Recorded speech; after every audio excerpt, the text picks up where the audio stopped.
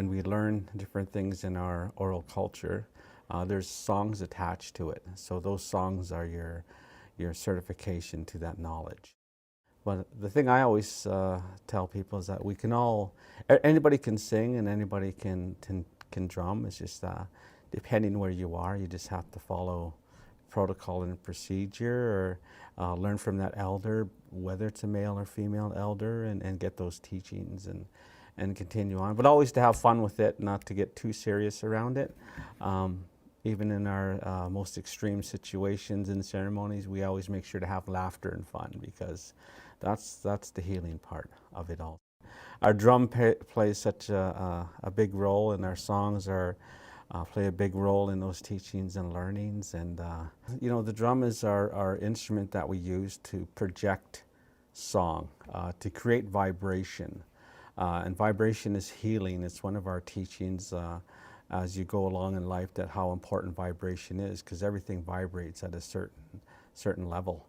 And these are old teachings that come from thousands of years ago, when we started to when we were gifted the drum from Creator to use in our ceremony. That the vibration of the drum is very important to healing. We have some healers that use drums specifically to help people. We have our social singers who use the drum to sing socially for our dancers and for community. We have elders who will use rattle, but to me that's a form of something that you would create vibration. The songs themselves are highly important, of course, because there's songs for everything that we do. There's opening songs, there's calling songs in ceremony, and even ending songs. There's songs for your drum, there's millions of songs. And my hopes that as I go along here, that our children get a chance to learn those songs, and we're starting to get there.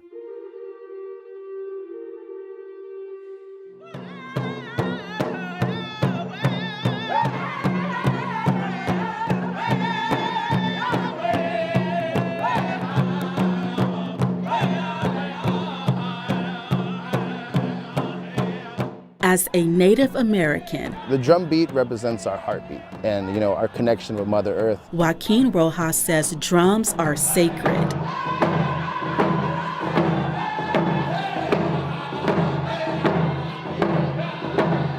Rojas, who lives in Sacramento, says he's been drumming and singing for more than 20 years. I've been singing since I was 5 years old. It's the only life that I know. Rojas is a member of a Native group called the Red Hoop Singers. Together, they teach Native communities the importance of respecting the drum through songs handed down from generation to generation. We use our drum for everything in our community. If we're able to sing for our community, we're there. Part of being a singer in our culture is a responsibility to show up when we're needed, to be there when we're needed, and when we're called on, to always share our songs. Rojas says Native drums are treated like elders, held in the highest regard. We wouldn't leave our elders out in the cold without a blanket. We wouldn't leave our elders alone. We carry our drum with us, we keep it warm. Indigenous people have been using drums for centuries in ceremonies, celebrations, and spiritual gatherings to communicate with tribal ancestors. Drums are also used to help heal the sick and vulnerable. When we're hitting that drum, again, we're making that heartbeat, and when we're singing, we're lifting those prayers. We're lifting our positive thoughts, our energy to who needs it. Long before we ever had Western medicine, our music and our dance is what used to heal our people. For Stoney Dodson, it's the center of our people. The drum is a connection to Native identity. To know it, to become closer to it, I think, is to also become closer to our people and our culture and our ways. Dodson, who's also a Red Hoop member, says he learned about drumming as a child during Native ceremonies. Took my first steps in the powwow arena. I could dance before I could walk.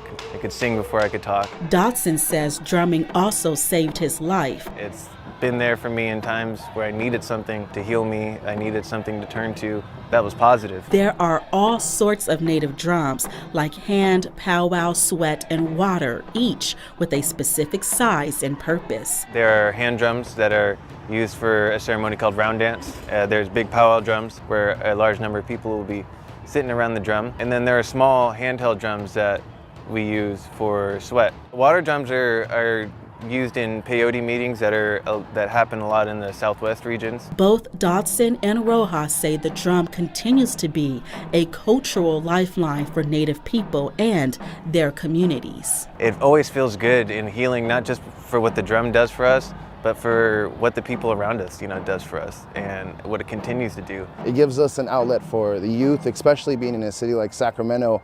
There's a lot of kids who are growing up urban, maybe they're not close to where their culture was at, but having a drum in the community gives them an outlet to express their culture, to express their identity, and to get in touch with who they are.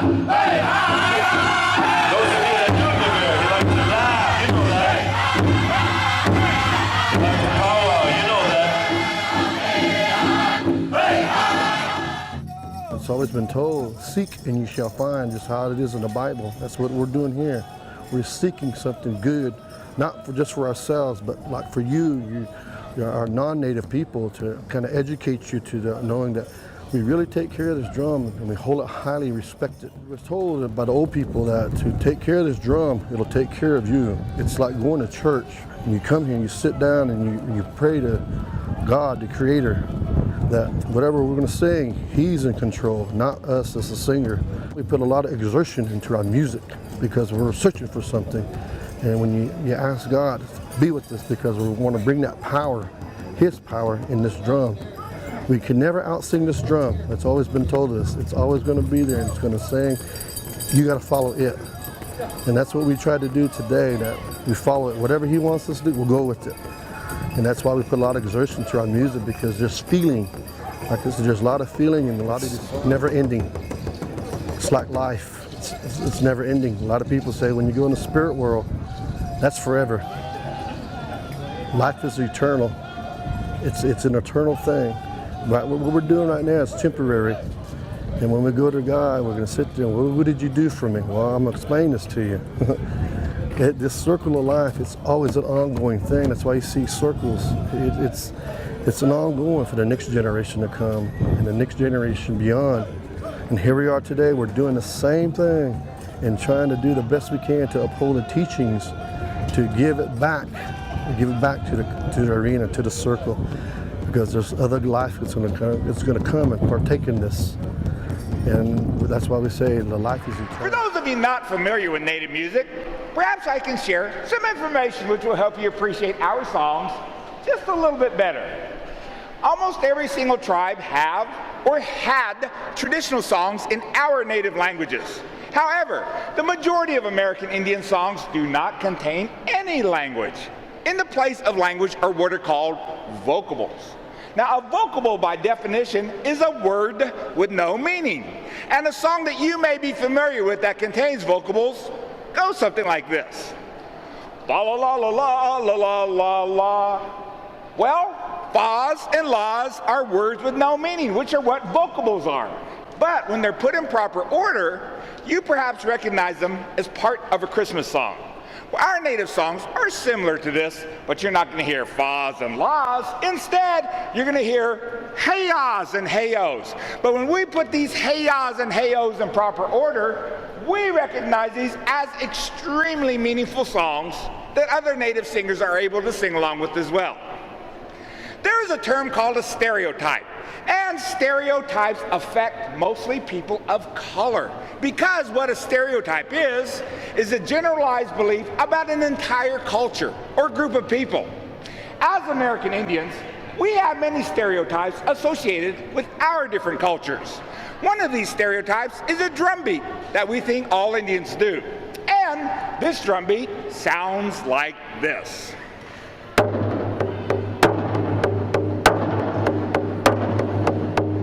Anybody ever heard that drum beat before? I thought so. Well, my expertise is in traditional Native singing as well as dancing. And I'm here to tell you that there's not one single group of Indians that actually uses this drum beat. So from this, I want you now to recognize that whoever put this drum beat on television, the movies, or wherever you heard it before was probably not a real Native. Nor did they know very much about American Indian singing, because again, no Indians use this drum beat. I do want to share with you, however, some authentic drum beats. And these drum beats are used in ceremonials and social occasions all throughout Indian country.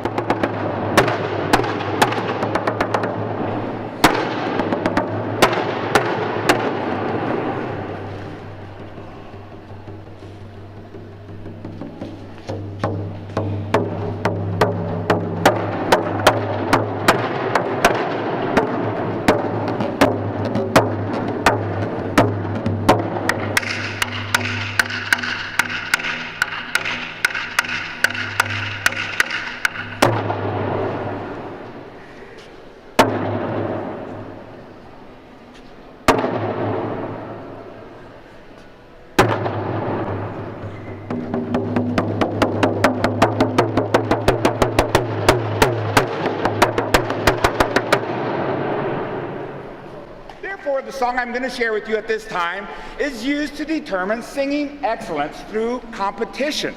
Now, to give this song some value, I want you to know that there would be adult male dancers called fancy dancers, wearing beautifully colored feathers, beadwork, and moccasins, whose job it would be to keep up with the rapid cadence of this drum with their footwork. And when the song stops, the dancers stop precisely on time, because if they misstep, they might be disqualified from winning hundreds, even thousands of dollars in prize money.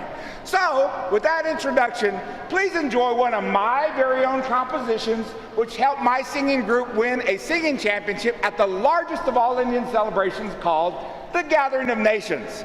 This is a men's fancy war dance song.